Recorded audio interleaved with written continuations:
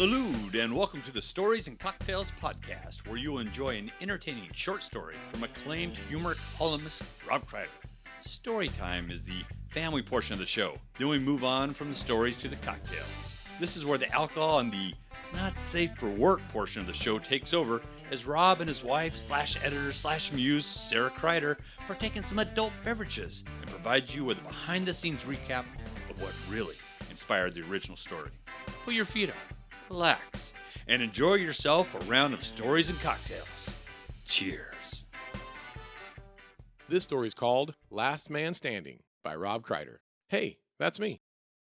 My firstborn son has gone off to college to learn about the ways of the world, get an education, and accumulate student debt and parking tickets. That has left me at home with my wife, my daughter, and our ugly dog, Betty. Before my son left to go to college, and before we rescued Betty, there was a gender balance in our home. 2 boys, 2 girls, and no dog poo in the backyard. Now that my son has left and we adopted another lady into the household, suddenly the gender shift has swayed to 3 women, 1 man, and a mountain of doggy business on the lawn. Yup, you guessed it, all that crap has to be picked up by the man of the house. Lucky me. Being the only male of the house has left all of the manly tasks that nobody wants to do solely to me. I'm the official garbage can mover, toilet plunger, and large insect assassinator. I don't think it's fair. I don't see what having testicles has to do with smashing bugs. I don't use my genitalia to bludgeon the spiders. In my opinion, the girls are perfectly equipped to kill insects. They just don't want to do it. Regardless of the progress women have made for equality over the last century, and completely ignoring my pleas to avoid jobs I really don't want to do, our household structure is like the 1950s. The man does the yard work and the plumbing, cleans the rain gutters, and fixes the cars. The women, they do the cooking by calling Domino's Pizza. The women seem perfectly happy at our house, residing under the glass ceiling, as long as there are large 8-legged hairy spiders above the glass that they don't have to deal with. With the majority vote at our house going to the females, suddenly there were new policies in the house, specifically regarding the position of the toilet seat. Due to the recent swing in power toward the ladies' side, I quickly realized I'm not that big a fan of democracy. I'm losing every single vote that comes up, which means that the toilet seat cannot be left up. Now, the dog can go pee in the middle of the kitchen and nobody seems to care, but if I leave the seat up in the bathroom, I'm suddenly an evil, misogynist jerk. It doesn't make any sense. I've decided to stop trying to make sense of any of it, because I can solve every confusing situation with this statement: because girls. Even though I've lived with girls for almost 2 decades now, I really don't understand them. I don't even try to anymore. I'm in survival mode at this point, as the lone dude in the house. I just try to keep my head down, enjoy a low profile, and hang out in the garage with the tools. Tools don't cry, tools don't have attitude, and tools don't ask me to go to the store to buy tampons. Probably the most difficult task for me is to go buy menstrual products at the store. And it isn't for the reasons that you think. I don't care if I'm at the checkout aisle buying tampons. I'm not self-conscious or embarrassed by that at all. I want to help support my ladies with whatever they need. And if that means running to the store and picking up some girl gear, I'm fine with it. I find it difficult because there are so many choices. Maxi, Mini, Infinity, Slim, Junior, Regular, Super, Super Plus, Sea Pearls, deodorized, non-deodorized, and organic. As a guy, I just want to buy the biggest and the best. Men like kick-ass adjectives. That's how I would buy a truck, so it's the same way I'd buy a tampon. I found out that bringing home a Super Plus tampon for a girl who wants a Junior Slim is a big mistake. The women of the house have learned quickly that I'm an idiot, so they've resorted to taking pictures of the tampon box and then texting them to me at the store. Now, I stand in the store aisle, holding my phone as I compare each box on the shelves to the one in the picture. I'm sure it doesn't look weird at all to anyone in the store. It's okay. As a husband and a father, I gave up on dignity years ago. I've also given up on getting anywhere on time. I don't even try to rush the girls out of the house until they are ready. I understand there will be many wardrobe changes, shoe-colored related meltdowns, and a lot of time in front of bathroom mirrors jabbing sticks into their eyeballs. I've also learned that standing in the doorway, looking at my watch, and tapping my foot does not get anyone out of the house any quicker. It only makes my wife, whom I love, want to kill me. I don't want to die. So these days when I'm waiting for the girls to finish getting ready, I just go into the garage and organize the tools again. Even though I'm the last man standing at my house, and I do enjoy complaining about it, I wouldn't have it any other way. I love my girls, and there's no place I'd rather be. especially since I have no other choice. My son is refusing to let me move in with him in his college dorm room. By the way, I've decided for household harmony regarding this issue with the toilet seat, it would just be easier to go outside and go to the bathroom with a dog. Okay, folks, it's time to pop that top and let's get to those cocktails.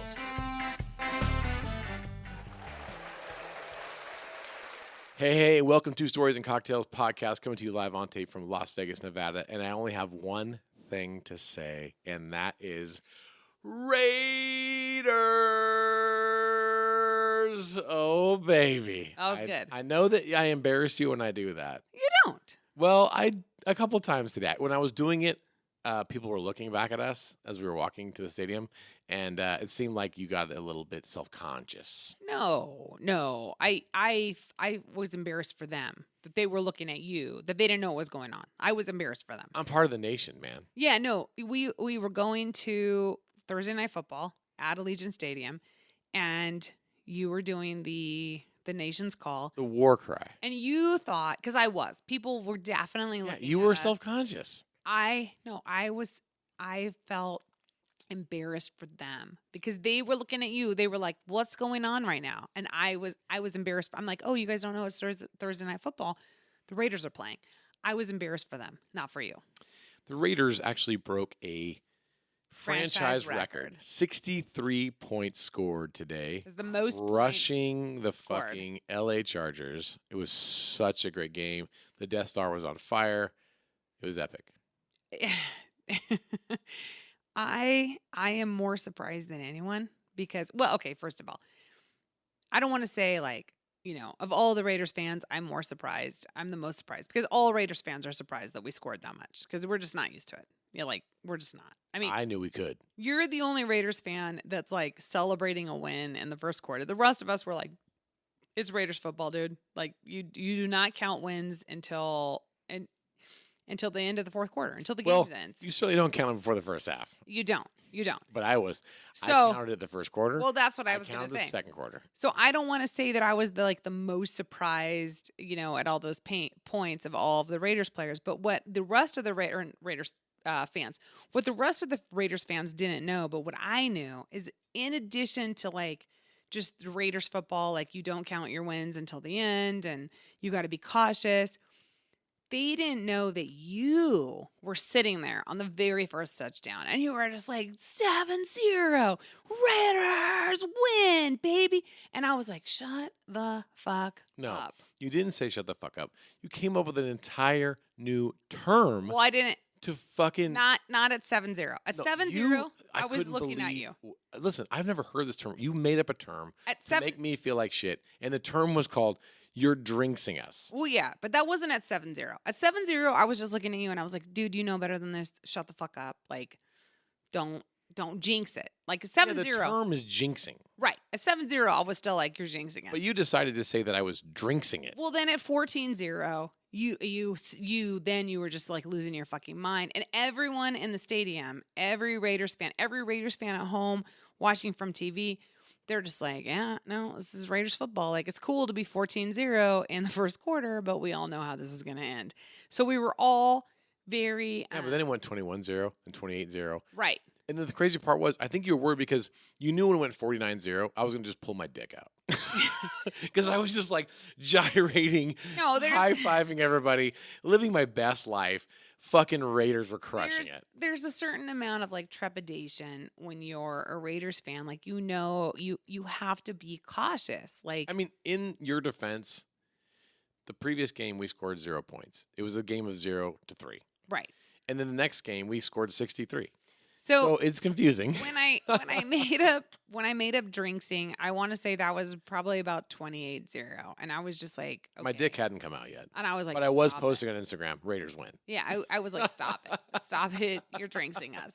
You have got to. That's so fucked up. I'm like, dude, quit this. You're trying to shame me for being the greatest Raiders fan ever, and then you came up with an entire fucking term to make me feel like shit about it. I just wanted you to stop jinxing us with your drinks and your arrogance and your confidence. And my penis. And yeah, I just wanted you to just chill the fuck. It's like you don't watch the same So team that I watch. again, I was embarrassing you when I started screaming Raiders as loud No. as I could, and my dick was out. No, you were worrying me because I want the Raiders to win, We fucking won. and you were jinxing We won us. because I brought so much energy. I don't think so. Nobody screamed louder than me every third down. I was so into it. Okay. It's like you don't watch the same team as me. Now, tonight is not a good example because tonight they actually won. They just kept kicking ass all the way through. But so many games, they have like a 7-0 lead or they have like a 14-7 lead going into the half. I mean, if I had $1 for all of the games that they were leading in the half, I'd have like $11. And then if I had to pay $1 back for all of the games that they lost in the fourth quarter, I would You'd have a credit score of 400. I would owe someone $1.5 million. Yeah. I really would. Like they lose all of the games in the fourth quarter. And I mean, I don't think that's true because we won this game tonight. So for you to say they lose all the games in the fourth quarter in today's particular But I data just point wanted you to be indicated cautious. otherwise. I just wanted you to be cautious because how many times do we say just sitting at home watching Sunday football? And same thing. What you did in the stadium, you do that in our house as well. Like except without your pants on. You take. I your wear my pants off. jersey. I scream at the TV. Right, without your pants on, just your boxers and your jersey, and you just scream at the TV. And I always say like, dude, look, if it was like hockey and they just played 3 periods instead of 4 quarters, I would cheer with you. But there's the fourth quarter. I'm always telling you that with Raiders football. There's the fourth quarter. Can you just shut the fuck up? And I'm pretty much always right. I will not shut the fuck up, man, because I'm a fan. Right. No, tonight you were right. Tonight you were right. Yeah, I was goddamn right. So 63 fucking points. I was should right. not have told you were drinking us. Yeah, I didn't drinks us. I should have. Okay, but here's the funny thing about you. You're a high fiver, and you're like I'm a total bro.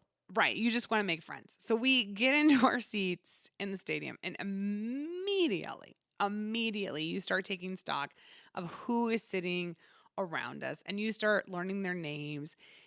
And the Raiders score 6 points. They haven't even gotten the extra kick yet. But I know Carlson's got touchdown. the fucking extra point. We're good. And you just start high-fiving. And everyone else is a Raiders fan, so they're just like, whoa. Don't start drinking us. Like, don't drink. Like, we're not high-fiving yet. It's so early in the game. It was the first offensive possession. It was the first offensive drive. Like, it's too early to start high-fiving. And you are just putting your hands in people's faces and you're just like, you will fucking high-five me right now, sir. And you're high-fiving someone on your left, someone on your right. And I come in with a solid high five. I don't just hold it up there to be cordial. We're going to slap hands, bro. You're high-fiving individuals, but as an individual yourself, you're high-tenning because you are high-fiving a person on your right. Yeah. And high-fiving I'm in the front row, and I got to give a buck to everybody behind me. So you're just... I got both hands up. You're just high five. And I'm just like 5, 10, 15, 20, 25. And I'm like, fuck, that's like 35 right now. And it's only the first quarter. That was the first offensive drive. We're fucked. You are jinxing us. No, I wasn't jinxing us. I think that I'm the greatest Raiders fan that was in the fucking Death Star tonight. Maybe. And we won by 63 points. Because of 2 reasons. You want to hear what the 2 reasons are? 1, I got drunk. You're high-fiving everyone. And I was high-fiving everybody and screaming Raiders as loud as I could. Secondly, my super smoking hot wife wore fishnets. Okay. And everybody loved them. So, I don't know And the black fishnets rocking for the silver and black. Even Max Crosby, he was like looking back. He's like, man, I'm going to sack the quarterback. Look at Sara and her fishnets. And boom, 63 points. That was really nice of you. I don't think Max Crosby could see me all the way up in the 300 seats. Nobody missed your gorgeous legs in those fishnets. I don't think so. It was hot. But, well, thank you. But funny thing about the fishnets. So I bought them. And, I bought them for Halloween. Because it was going to be part of my Halloween costume. And then I didn't end up wearing them. So then they're just sitting there. And I'm like, oh, this is $7.99 from Amazon wasted. Like $7.99, it's not enough to send them back to Amazon, but it's enough to nag at me. Like you spent $8 on these fishnets and you haven't worn them yet. You need to find a reason to wear them. So I've been waiting around for a reason to wear them since Halloween. Then we went to Aftershock and Sacramento. And everyone there, not everyone. Saw the Rancid, women. Guns N' Roses, great show. The women, they're all wearing fishnets. And I was really confused. It seemed like a lot of them were wearing their undergarments over the fishnets. So I actually Googled, how do you wear underwear with fishnets? I Googled this because I was like, does it go under or does it go over? Like, this is how unknowledgeable I Inquiring am. minds want to know. I do. I got these for How is this Halloween, done? but now I want to wear them to a Raiders game. How is this done? Does the underwear go under or over? And what I ended up stumbling across was I stumbled across a legendary showgirl of Las Vegas, her article, and she was actually a really, really good writer, and she was writing exactly how to wear fishnets with a G-string if you're a showgirl in Las Vegas. Now, hold on a second. Why did you have to kind of do this whole actually, she was a really good writer, as if she shouldn't be because she's a showgirl? Oh, shit. Yeah, you did do that. You called me out on that. Fuck yeah, I did, and you Well, deserve it. I've been socialized in a sexist society. And It's therefore, patriarchy, man. It makes me, right. It makes me sexist. I appreciate you calling me out. When we know better, we do better. That's when we know better, we do better. But I like you, I am a victim of the patriarchy and just socialized in a sexist society. I'm so not a you're right. victim of the patriarchy. Bitch, I am the patriarchy. Okay, well, I am a victim of it. You for every day, you are. And like the article suggests. We're gonna get to the article. And Yes, fucking the article patriarchy is there. called Last Man Standing, published May 4, 2016 in the Santa Maria Sun. But before we get there to your sexist fucking article, so what Thank I you. learned, I was just trying to find out if I'm wearing fishnets, do I wear my underpants under the fishnets or over the fishnets? Well, if you're a stripper in Las Vegas, no, I'm sorry, Jesus Christ, a stripper. Well, a stripper, a showgirl. It was an article for all of the above. So let me just get this straight. Both. Let's say you're a dancer, and they call you a showgirl, Yeah. and now you're just going ahead and calling her a stripper. Both. No, they're not Oh. both. But this article was Oh, written for both. jeez. No, this article was written for both. You're so hard on women. No, oh my gosh. This article was written for, okay, how about this? This article was written for any women who perform on stage in Las Vegas in any forum. It's like a Raiderette. Yes. So, your fishnets, they need to go under your G-string. And the problem is that your fishnets go like all the way up to your rib cage, but your G-string didn't. So this was an entire article about how you would sew hooks into the top of your G-string and then take your fishnets and roll them down and put them underneath the hooks of your G-string. But then also you wear a different G-string But wait, there's more. under your fishnets because your fishnets are very, very expensive. Not like mine. Mine were $7.99 from Amazon, so I don't give a shit if they get dirty. But in this particular article, your fishnets are very, very expensive, and you don't want to have to wash them every day because if you wash them every day, it, wear and tear or whatever. So to avoid washing them every day, you don't want them to touch your hoo-ha, so you wear a G-string and then fishnets, and then a second G-string that you've sewn hooks into on the top, and you roll down your fishnets and you hook them into your G-string. And I know you're bored with me right now, but I found this. This is more Fascinating. complicated than actually tuning a fucking Holly carburetor. Yeah, no, I found this really, really, really fascinating. It doesn't seem like I found it fascinating or that I'm paying it respect because So did you do that? Did I'm you getting all. Did you do double G strings and the hooks and the sewing and the rolling? No, I did no G-strings because I'm not performing on stage. I just had like a regular dress on top and no one was going to see my ass except for you, maybe. But I found it fascinating that this much thought and craftsmanship. And it was fascinating. This particular stripper could form a sentence and use Oh. punctuation. Oh my gosh. No, I mean, you already scolded me once and I Listen, man, I gotta take my shots. where can took get 'em. it. So, what are you drinking tonight?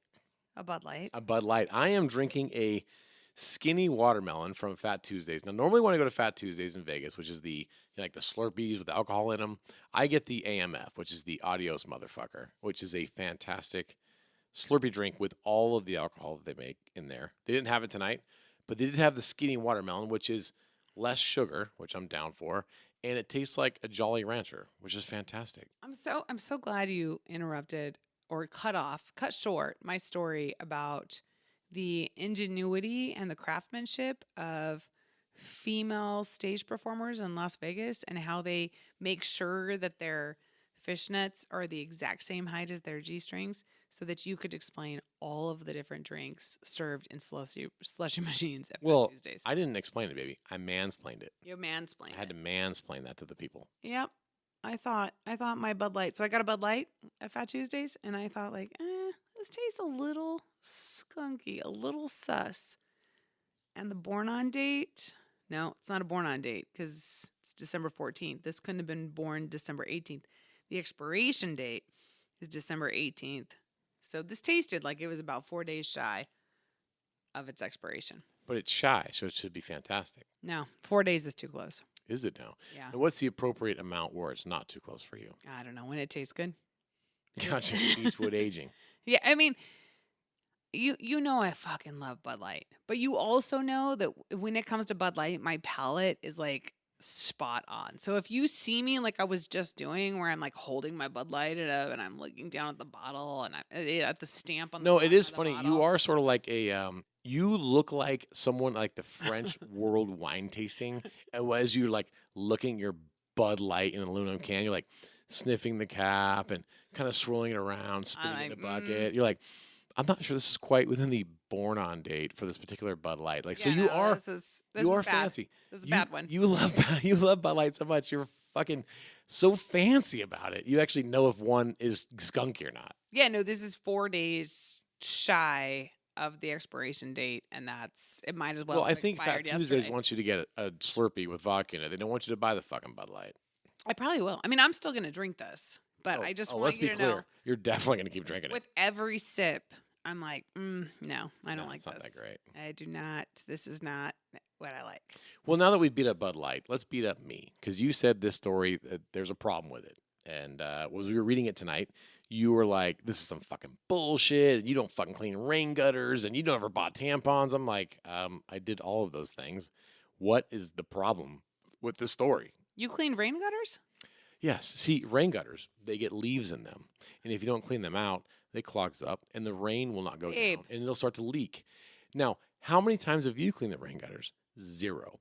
We lived in that house for 20 years. So somebody fucking cleaned them and it was me. I No. cleaned the fucking rain gutters. Honey, oh my gosh. I actually wish that I had a picture. I wish this wasn't a listening media. I wish that this was some kind of like, there's like video and I had pictures of this.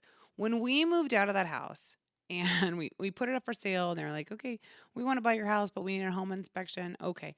They went up and they started inspecting the rain gutters and they're like, hey, there's grass growing in your rain gutters. And I'm like, oh, there's grass in the rain gutters because we haven't cleaned them in a little while. And they're like, no, there is so much sediment and soil and build up in your rain gutters that it has started its own like ecosystem. And there's greenery. The article in the didn't rain say gutters. that I cleaned the gutters enough or as much as I should have. It's just saying that I did do it. And when I did it, I was like, this sucks. I never want to do this again. And then therefore I didn't. There was grass. So when it growing came in our rain time to gutters. clean the rain gutters again, I said, let's sell the house. So the article is accurate. And then I said, I cleaned some rain gutters. And I didn't like it.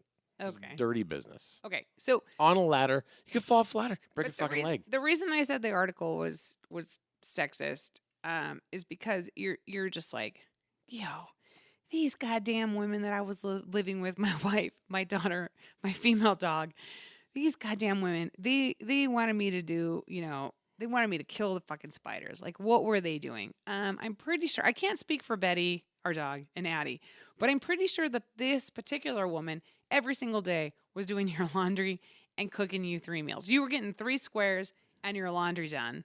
Is that what they call it in prison? 3 squares? Three meals a day? Sure. Okay. So you were getting 3 meals a day and your laundry done.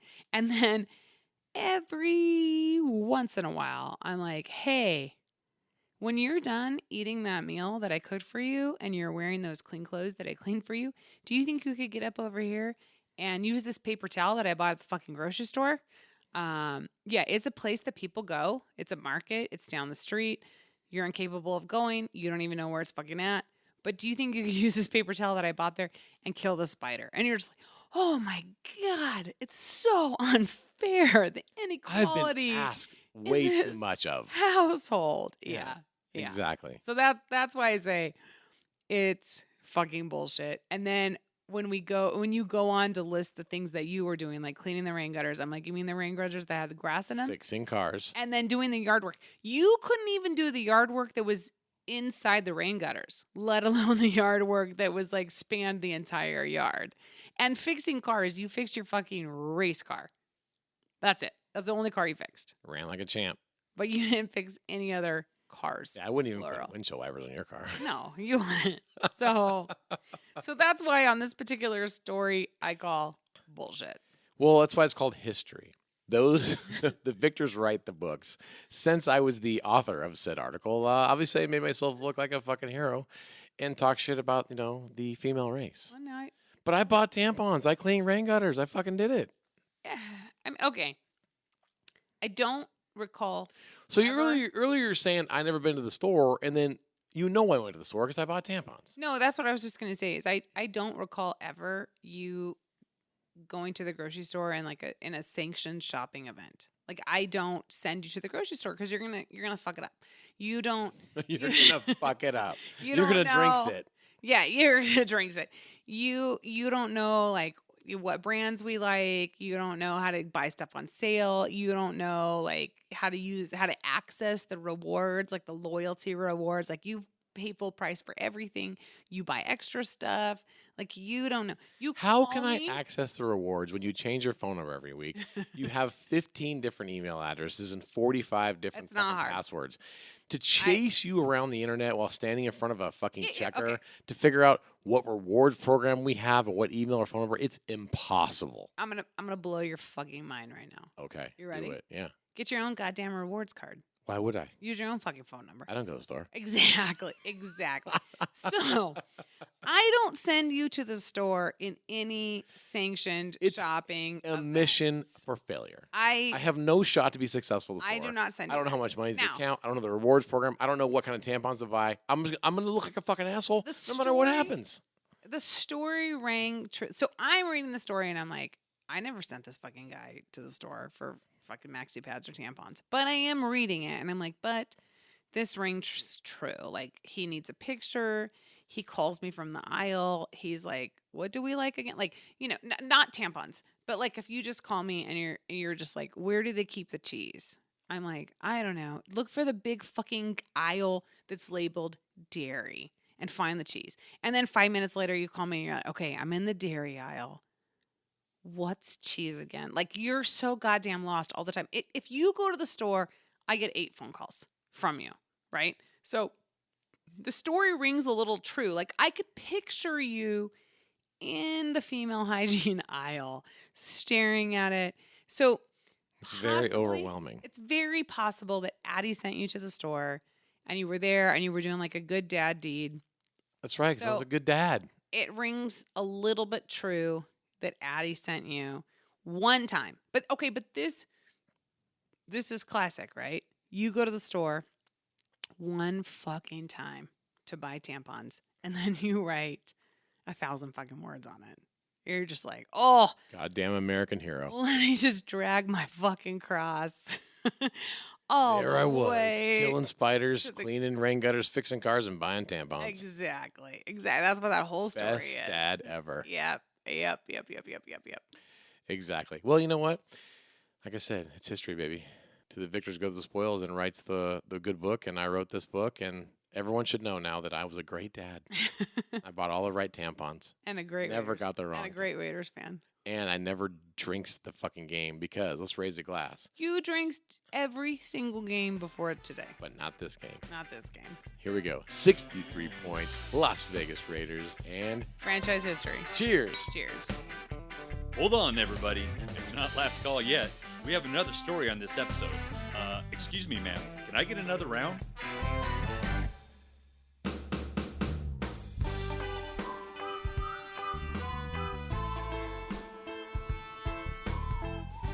If you enjoy hearing Rob Kreider's different humor columns here on the Stories and Cocktails podcast, Then I promise you, you will love his novel, Cadet Blues. Cadet Blues is Rob's hilarious tell-all about desperately trying to survive the shock and awe boot camp-style training at the California Highway Patrol Academy. People from all different walks of life have come to love this book because Cadet Blues is simply a crazy good read.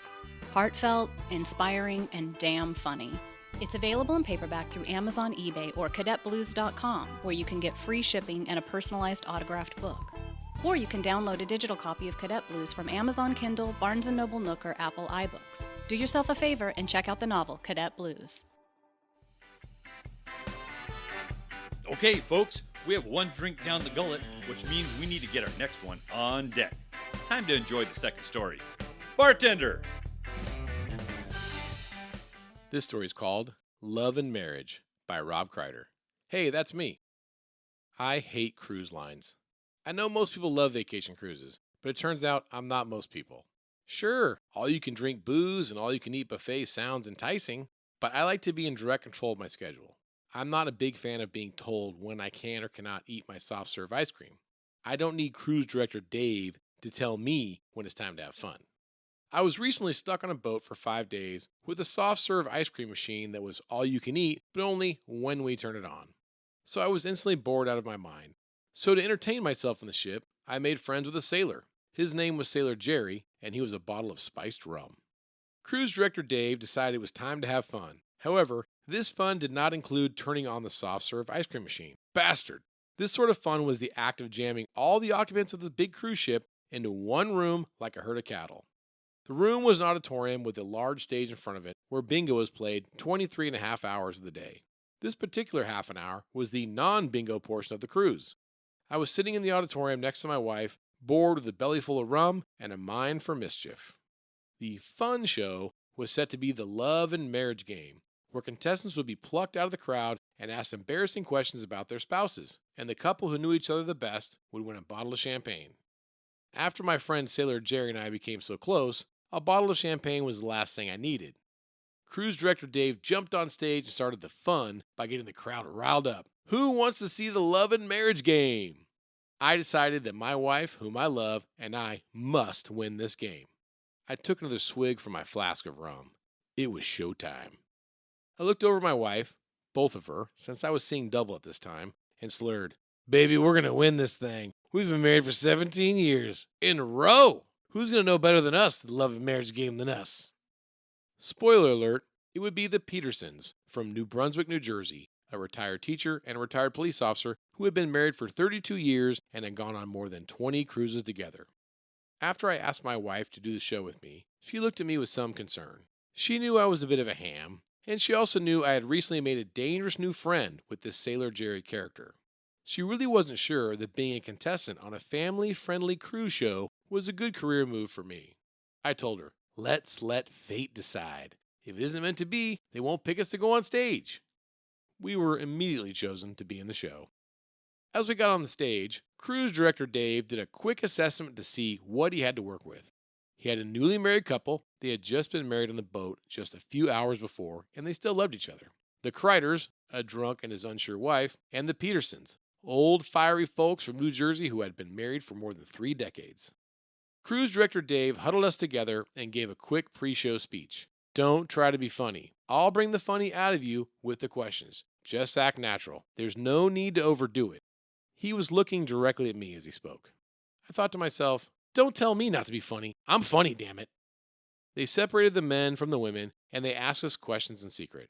As I walked away from my wife, I gave her the thumbs up and a "we got this" look of confidence. She didn't return the same glance. Hers was more of a "why are we doing this" look of apprehension. We came out on stage in front of a huge crowd and began to play the game. After 3 questions, the score was New Kids 1, Kreiders 0, and the Old Folks 3. It turned out that after 17 years of marriage, my wife and I really didn't know each other at all. We totally sucked at the love and marriage game. The Petersons were killing us with their perfect score, while my wife and I couldn't even agree on who was the most annoying person in her family. In our defense, there are plenty of choices. To redeem ourselves, we had one chance to agree on an answer for the final question, which would be double points. Cruise director Dave held the microphone in front of me and asked, "Where is the craziest place you and your wife have ever made whoopee?" I knew this one. I stood tall and proud and announced as loudly as I could, At the golf course. You know, Dave, I carry a big driver. The crowd laughed. I knew I was funny. Cruise director Dave announced, golf course was the correct answer. Congratulations. You two finally got an answer right. I looked out at the crowd, who was cheering for me and my poor wife, who were terrible at this game. I put my arms up in a V for victory. The crowd was laughing. Sailor Jerry and I felt like we had just won the lottery. Then I saw two people in the crowd who were not laughing or cheering. In fact, they looked pretty sick and disgusted. Then I recognized them as my two teenage children. Whoops. Sorry, kids. I guess that golf course secret's out of the bag now. I think we might need to save some of your college funds to pay for therapy. By the way, now nobody wants to play golf with me. Okay, patrons, you've been to this bar before. You know it's cocktail hour again. Are we doing shots or what? Hey, welcome to Stories and Cocktails. Coming to you live on tape, Roadshow, drunken portion of the show. We are coming to you live from the Hotel Roosevelt, Hollywood Roosevelt. Yes. It's one of our favorite hotels. I think it's called the Roosevelt Hotel in Hollywood, or maybe it's called the Hollywood Roosevelt. I don't fucking know. All those words are in there. The Roosevelt and Hollywood. You can put them in any order you want. Yeah, I think you look at the key to our room. It's called the Hollywood Roosevelt. Okay, there we go. So now that's settled. It's a good thing when you're looking at the coaster on your table and it says the Hollywood Roosevelt. Oh shit. Those are clues. Those are our clues. You got to use your resources. Good job. Good eye. Well, thanks to the Hollywood Roosevelt, we are drinking champagne breakfast. Yes. Cheers to you. Mimosas. Bring it in here. Yes. So very, very, very fancy of us. So I got a travel hack. Okay. All right. Okay. So travel hack number 1. When you travel like Tuesday to Thursday, Yep. far more likely to get a room upgrade. They just have it. They're not booked. So you and I are in a room like you're giving me credit because I'm our travel agent, and we walked into this room and you're just like, holy shit, good job. And I'm like, this is not the room I booked. I booked like standard rate rack room. We're next to the ice machine by the elevator. Yeah, I think it was downstairs by the garage. I don't even think it was like a queen size bed. I think it was like a double bed, no pillows, and we got this super super super awesome upgrade. And I think it's because we came in on a Tuesday and we're going out on a Thursday. It's off season. It's not summertime. It's not Christmas time. Like basically everyone else is at work. That's travel hack number 1. Well, hold on. Can I just interrupt for a second? You're calling this a travel hack. It's an asshole hack. You're giving people advice they can't do. People have fucking jobs. They have to go to work. But they take time off or they'll retire like us. You're just retired gallivanting around the world, getting all the best fucking hotel rooms. Well, you're like, hey, let me give you a piece of advice. It's for when you retire. Don't go to work. It's for when you retire. Now, the second one, and this is a conspiracy theory. I have no basis for which to say that this is Well, you true do or have not. one data point. But last year we stayed here, and I love this place so much. I really, really, I fucking love this place. And I mean, like checking in, I was giddy. I was like, actually, like, hey, be cool, calm your tits. Like you look like a fucking asshole. You're like a little kid going down Main Street Disneyland. Oh, I was like skipping in and like, hi. So that's how much I love this place. So last year we stayed here, and I sent the manager an email, and I just was like, hey, this is the best. Like, this was so awesome. Customer service is phenomenal. Every single person who works here seems to be so happy. Like, either they're the best actors ever, which is possible because it's Hollywood. Right. It's the Hollywood Roosevelt. Or this is truly a great place to work because you can't fake that kind of happiness in your staff. So anyways, I sent this email. So my conspiracy theory is that when I booked again, like a little like asterisk or something came up by my name, and they're like, oh, she sent us a really nice letter. She's good people. And that's why we got the room upgrade. Well, hey, man, you gave kindness. You're receiving kindness. This is how the world should work, right? That's because good. In addition to the upgrade, we also got a little fruit platter when we walked in yesterday. We did. We were also given a woman. But, you know, which I thought was awkward. I came in, I'm like, I don't think you should be a Hispanic woman just sitting in my room. Like, I think my wife came with me. They got the wrong idea. Yeah, no, it was a little bit nerve-wracking when we opened the door. We couldn't see her, and we heard someone, and there was a language barrier, and we just heard, and we were like, are we in the wrong room? And then I just started apologizing right now. Like, I'm so sorry if I'm in your room. I don't know why they gave me this key. I don't know what's going on here. And then I was like, wink, wink, nod, nod. Oh, My stop wife's it. here. No, and then she was like really nice, and she's like, no, she's like, I'm just finishing up, and she's like, I'm leaving. She was setting up the plate. I'm leaving this awesome fruit platter, and sweet. So, in addition to this room, just on the interior being so nice, there's something extremely special about this room, and that is the view. For you, yes. For me, yeah. It's a corner room, so from one side we do have the view of Hollywood Boulevard. And Chinese Grauman Theater. yeah, and all of the kind of people that kind of dress up out there, and we can see the Magic Castle, and so that's a cool view. But I mean, Oh, yeah. Everybody likes that view. But from the other side, we're looking over Hollywood High, which I looked out the window and I was like, oh my God, I'm so stoked I could see the high school. Like the high school's in session and I can watch the high school. And then I looked at you and I'm like, well, not because I'm a pervert who wants to look at high school kids. Like I just want to see high school teachers at work. Again, this is some dickhead shit that you're doing. You're like, No, I know. I got a travel hack. Go get hotels on a Tuesday. And you're like, oh, look at these poor fucking teachers over here working. And No, I they just are. get tired as a teacher. The parking lot is full of teacher staff cars. Shitty I Hyundais. can see the PE class out at the football field. I see the Yeah. teacher like No one's actually running. They're just walking in there. yeah, no, and I can see the But teacher. they did dress for PE, so everyone's getting an A. I can see the teacher losing their patience from here, like, and and I feel like like those are my brothers and sisters down there, so I feel like a sense of familiarity and like support to them. But I'm also like, hey, you're at work. I'm up here from the 8th floor of the Roosevelt looking down. You got the corner room, bitch. Yeah, I'm like, what is it over there? About third period? Yeah, it's mimosa time for me. All right, that's enough of you talking about what a fucking asshole you are. I'm going to talk about one time where you were embarrassed. Oh God. This is a story called Love and Marriage, published February 25th, 2014, in the Santa Maria Sun, part of the Man Overboard series.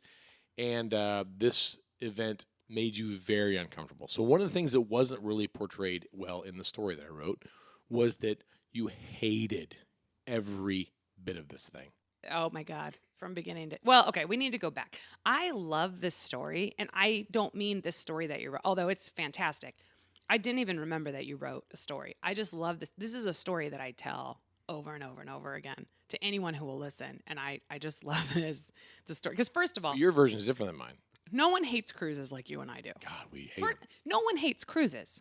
There, period. Everyone loves cruises. Everyone loves cruises. We hate cruises. We love vacationing. So for the amount of times that people meet us or know us and they're just like, hey, you guys love vacation. Have you been on a cruise?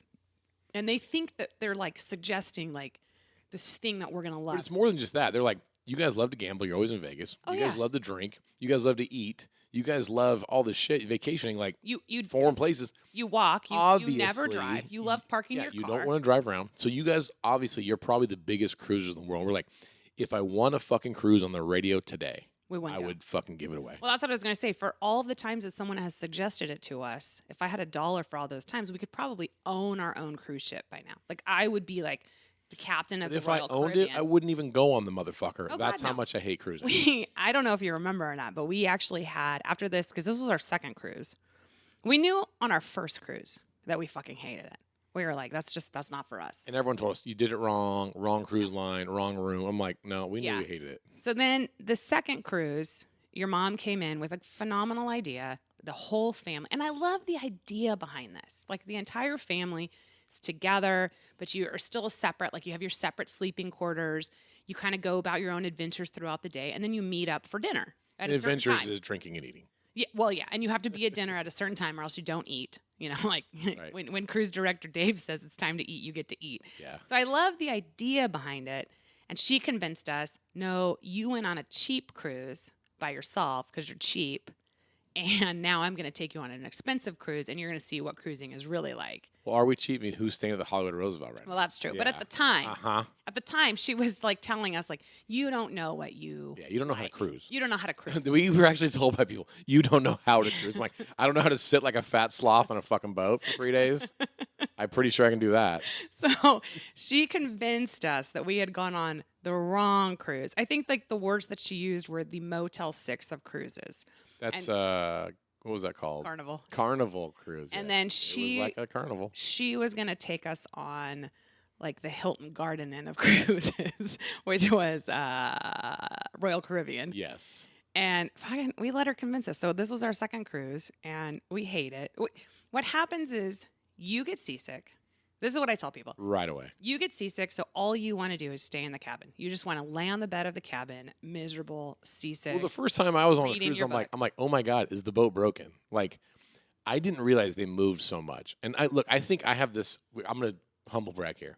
As a race car driver, I have this innate sense of balance, and it helps me drive the car. And so I know when shit's off, right? I'm like, whoa, shit, the boat's moving. So seasick isn't something that people get. It's only people who have a really innate sense of balance. Yes, like supernatural power of race car driving balance. Okay. So every time the boat moves, I'm like, I'm sliding, I'm crashing, I'm falling over. That's They're like, weird. Like, no, you're just on a boat. For the amount of Dramamine sold, that means there's like a lot of people with the superpower of innate sense of balance. If only. Well, there are most only so elite- many national champion race car drivers, so I don't think they're all in the same boat. You know what I'm saying?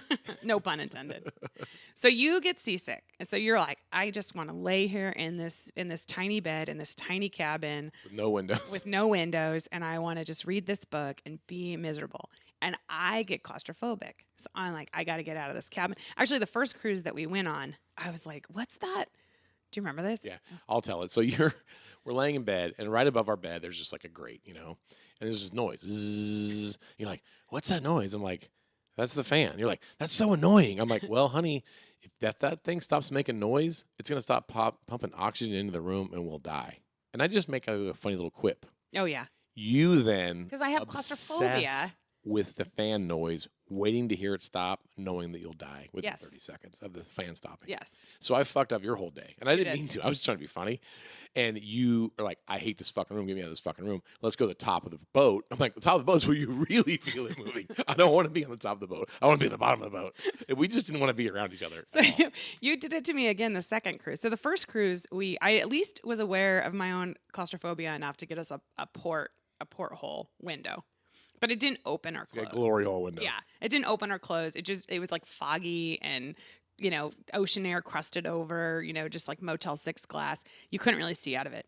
So now the second cruise, your mom convinces us that she knows best, and I tell her like, look, I'm kind of claustrophobic, and so she's like, I'm gonna set you up in a balcony room. So she like upgraded us. I think the rest of the Thanks, Mom. yeah, no, I think like your brothers and sisters, I think they were all like slumming it Steerage. in the porthole rooms, and we got the balcony because I'm claustrophobic. Well, also, I'm firstborn. But you fucking did it to me again. You fucked me with that fan, and now we're on the second cruise, and your innate sense of balance is all wonky, and so you have seasickness again, and you're laying in the bed, and you're just like, I want to read. I just want to read. I don't want to leave this room, and I'm feeling claustrophobic, and I'm like, okay, I'll go out on the balcony so that I don't feel so claustrophobic, and then I have like a false sense of my strength as a swimmer, right? So I'm like, okay, if this fucker goes down, thank God I have a balcony room because I'll just jump off and swim. I'll just tread water until the Coast Guard comes. Until those handsome And- coasties show up and pick Exactly. me up on It'll- a helicopter. It'll be like a whole new chapter of my life. Right. You know what I mean?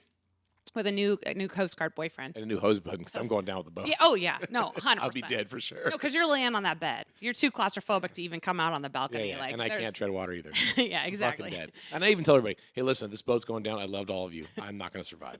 So, but with the balcony, I actually feel more comfortable. So I have this like sense of comfort. Like I can jump and swim to safety. And now here comes Mr. You don't want to hear that fucking fan turn off because that means there's no air.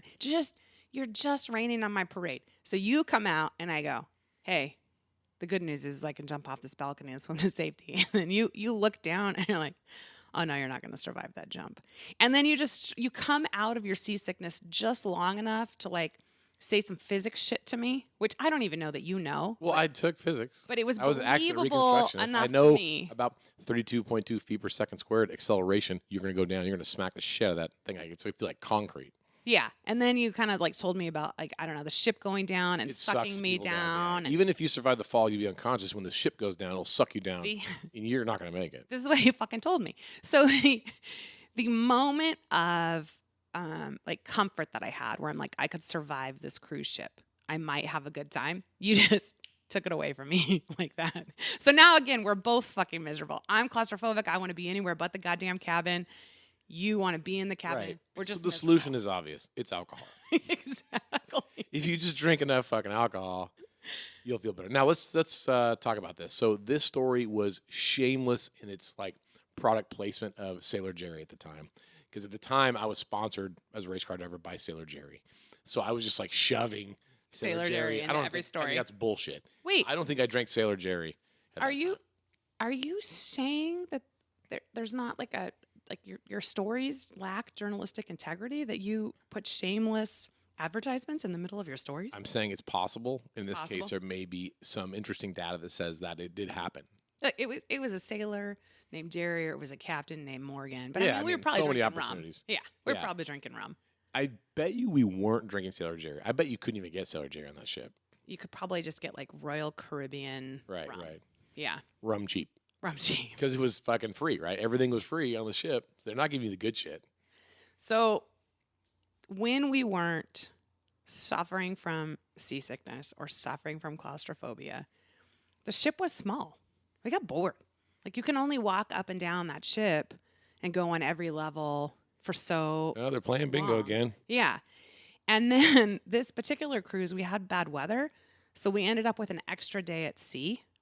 And like, other people are happy about that. Like, yay, we get an extra day at sea. And I was just like, no, get me off this fucking boat. So we actually had like planned like a stop where we could get off the boat and we could be on land and Kiss we could, dry land. yeah, we could walk Just around. hold on to a rock for 6 hours. Like, oh my God. We could eat soft serve whenever we fucking felt like it because we were on land and they don't limit the soft serve hours. But we were stuck another day at sea and we were just bored. So we came up with the idea. Well, and it started like, I don't know, we're fucking bored. Should we go play bingo or watch a show? And then you were like, or be in a show. And I was like, yeah, or play bingo or watch a show. Right. Like, fuck that. We're going to fucking be in a show. And this is We like to win. this is the point. Yes. This is the point where you sort of like wake up to your surroundings and you become the egomaniac that I've grown to love and tolerate.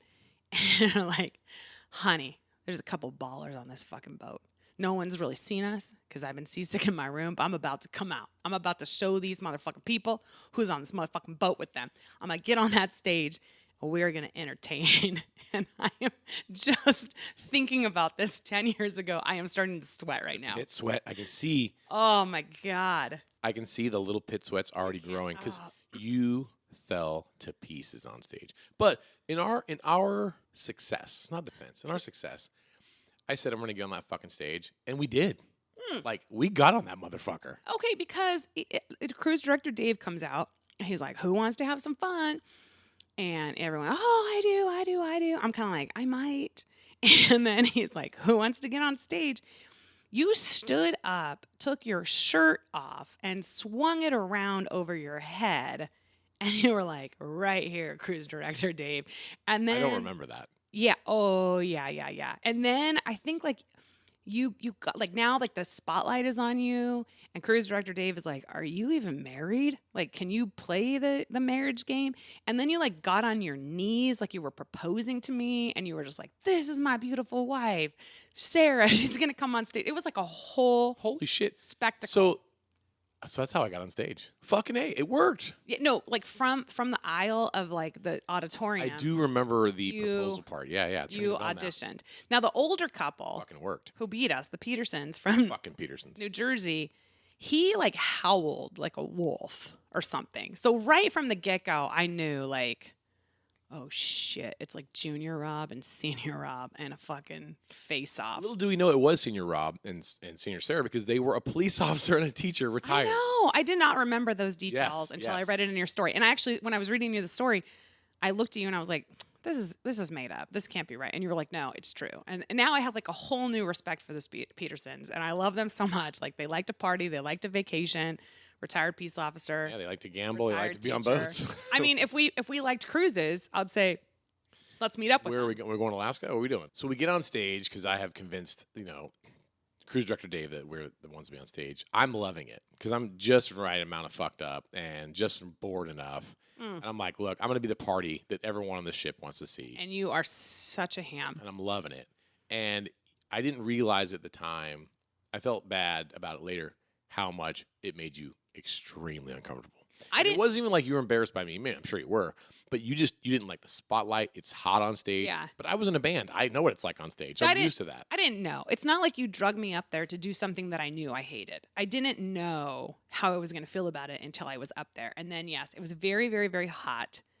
And then we can't see anything. All you see is a white light. Spotlight. Yeah. The truth. And I knew. So what the story says is our kids were in the audience. Our kids were not in the audience, thank God. Although we'll get to that later. But I did know, like, all of my adult in-laws, including my mother-in-law and father-in-law, were in the audience. Yeah. So the kids were, I don't know, they had gotten checked into some kind of fun time. Teenage place. Around, yeah. Eat brownies, kiss each other. Yeah. So they, play in the arcade. So they weren't there.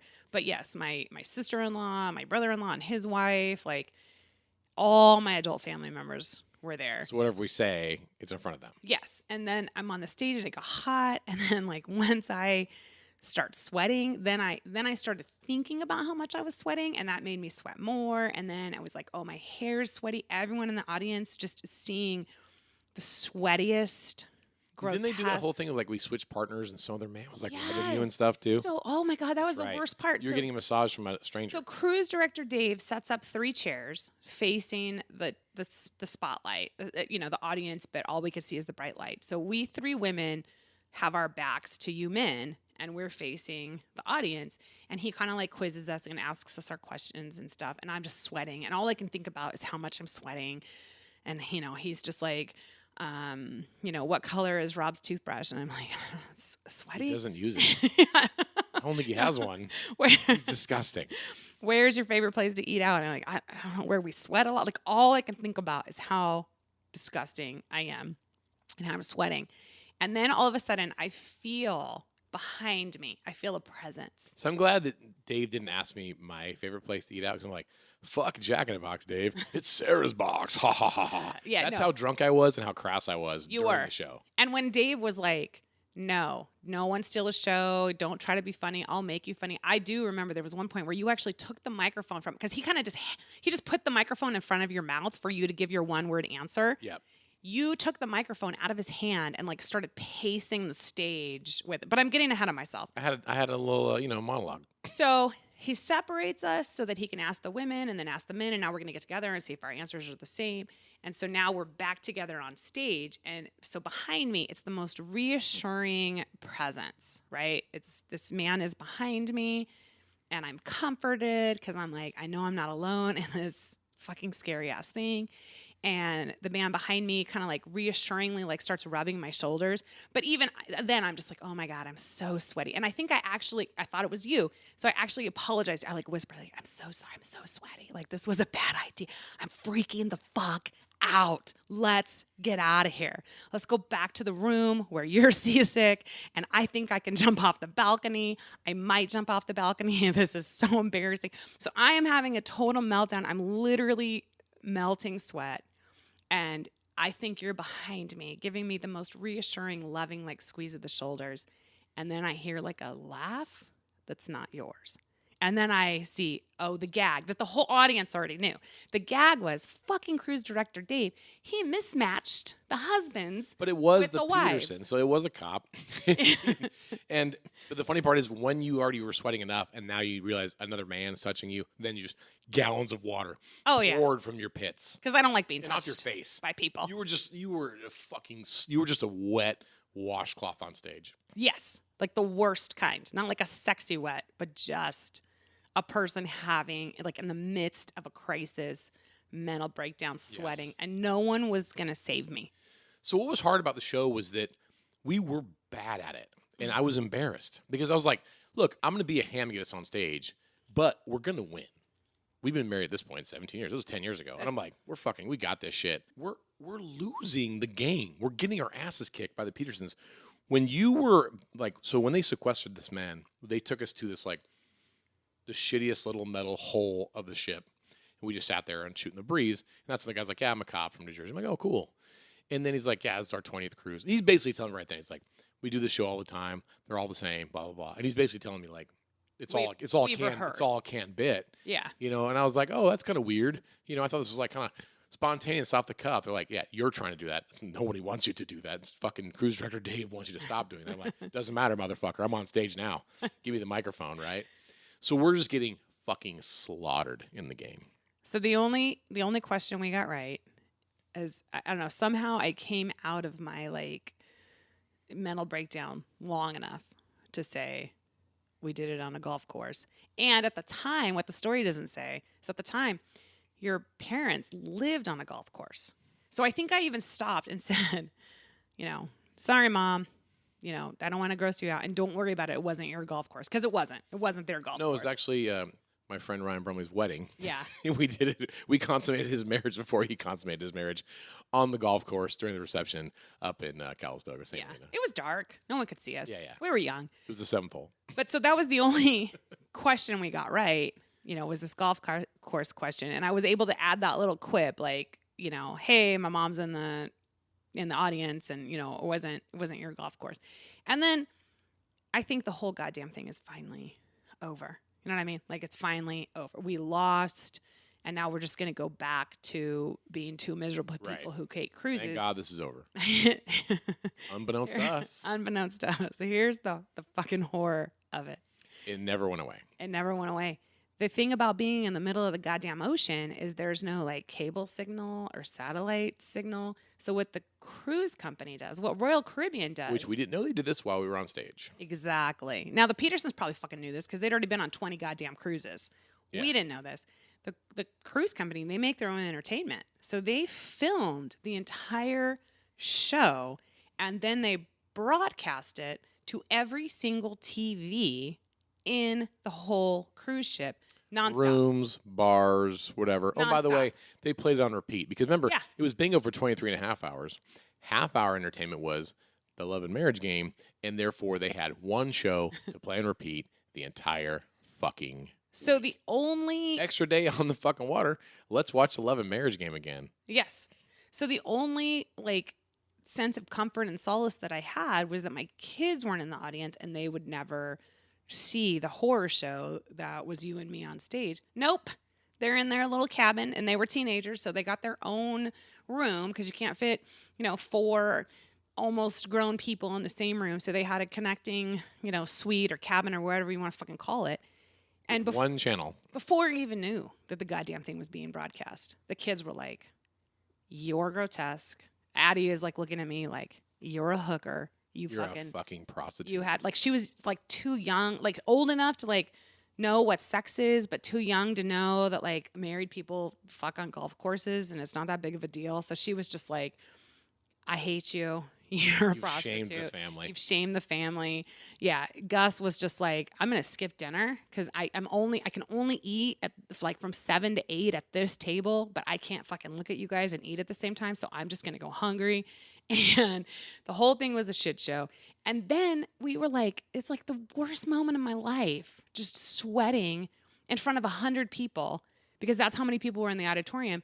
But how many people were on the fucking ship that saw? And then we were little mini celebrities. So this is my little first, micro. Yeah, this is community. my first foray into what it must be like to be a celebrity. Because one, I didn't know it was on TV. You made a comment about you're like, my husband's super competitive. If he could find another boat in the ocean, he would be telling the cabin, "Let's race that boat." It made some kind of joke about being a racer, right? I did that? Yeah. Oh. So then in the midst of all my sweating and yes, freaking out? It was early in the funny. show. Well, in the actual, so I'm walking around the boat just looking for some ice cream machine that's working. And people are like, "There's the competitive dude, the racer dude." And I'm like, "Excuse me?" That's cool. I want people to think I'm a race car driver, but I don't know how on the fucking middle of this ocean you know that about me. Yeah. So then it was our kids are embarrassed. And the funny part was my mom was mad at us.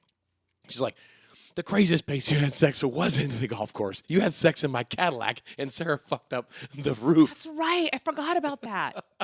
With your feet. I'm up there on stage going "Sorry, Mom, that you know this about us. And rest assured it wasn't your golf course." And she's like, "No, I will not rest assured. It was my Cadillac, and that's funnier. Yeah. And why didn't you say that?" You put your feet up. So we were, in college.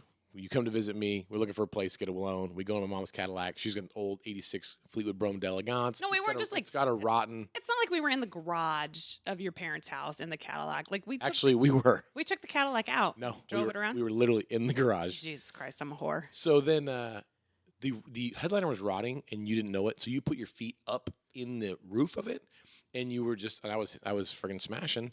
Anyways, ultimately, you left your feet print in the headliner forever. Yeah. It wasn't even like, it was like very obvious. It was feet. Well, okay. So we got caught, fucked up the Cadillac. So my mom's like, look, you fucked up my Cadillac. I paid for this cruise. At least acknowledge. At least shout out. At least acknowledge that the fucking coolest place, the weirdest place that you made Craziest whoopee place. was my Cadillac, and you messed it up. And you're like, the golf course. She's like, you bitch.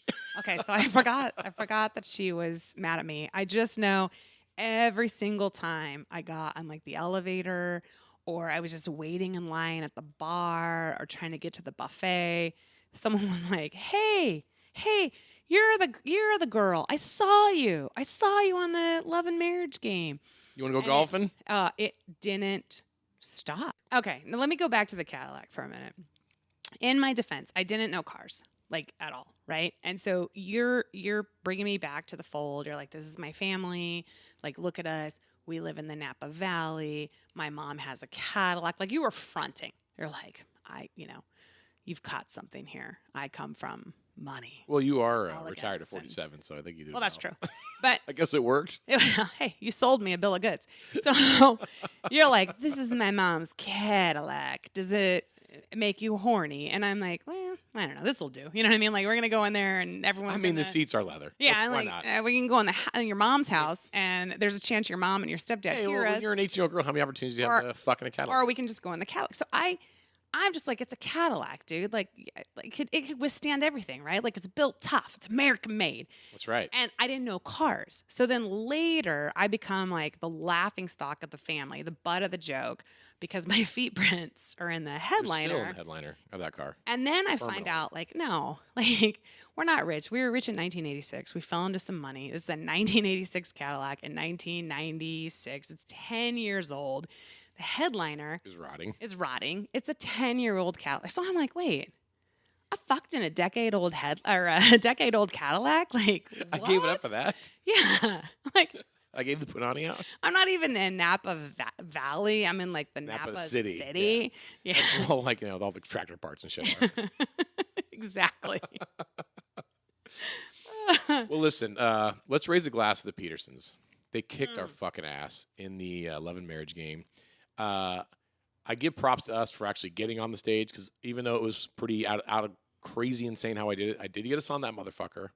I was a showman. I was in my band like months before that. You know what I mean?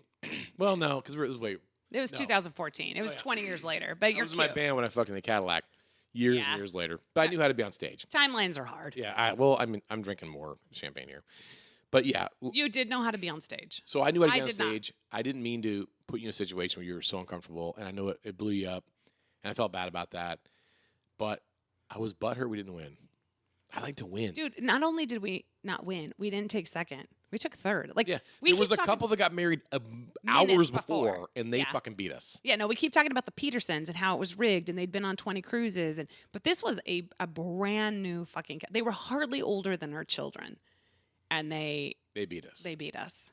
Yeah. They just crushed us. It was that. I think that's probably why the show is so popular on the boat. Like, look at these fucking assholes. They actually think they're gonna win, and These they're idiots. and they fucking don't even know each other. No, they don't know. He Look doesn't even know that she doesn't want to be on stage. Yeah, look at him just peacocking around, living his best life. And she is literally in a mental health crisis right now. Yes, Like in the middle of a crisis, and no one's helping her. At one point, too, Except Mr. Peterson's like, honey, I'm so sorry. Your husband's a bit of a ham, and And you're I- uncomfortable. I lost my earring, too, at some point. Like, I don't know if I just sweated it off or trying to, like, wipe the sweat off my neck. I flicked it off the stage or whatever. But so in the midst of all of it, too, I was like, and damn it, I only have one earring on. I'm in front of all these people with one earring. Dude, your insecurities are just punching you in the face. Oh, they You were. were just getting smashed, man. They So, were. I have not pulled you on stage since. Thank God. I learned my lesson. Yeah. We also Thank God. we've done a lot of trivia nights.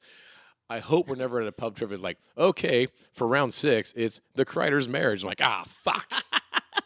We're going to lose this Everyone round. here has an advantage over us. We are not going to win this fucking round. We're not going to pick up our own bar tab. This is bullshit.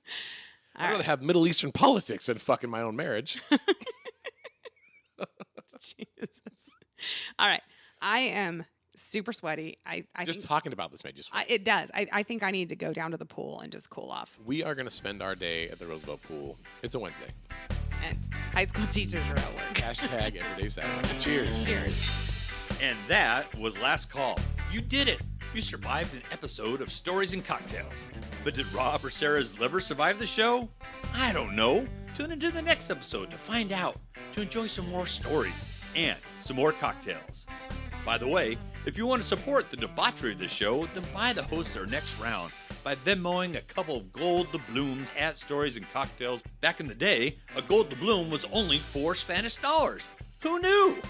Well, folks, I'll be right here behind the bar, cleaning the glassware and awaiting your return to the Stories and Cocktails podcast. Cheerio, friends.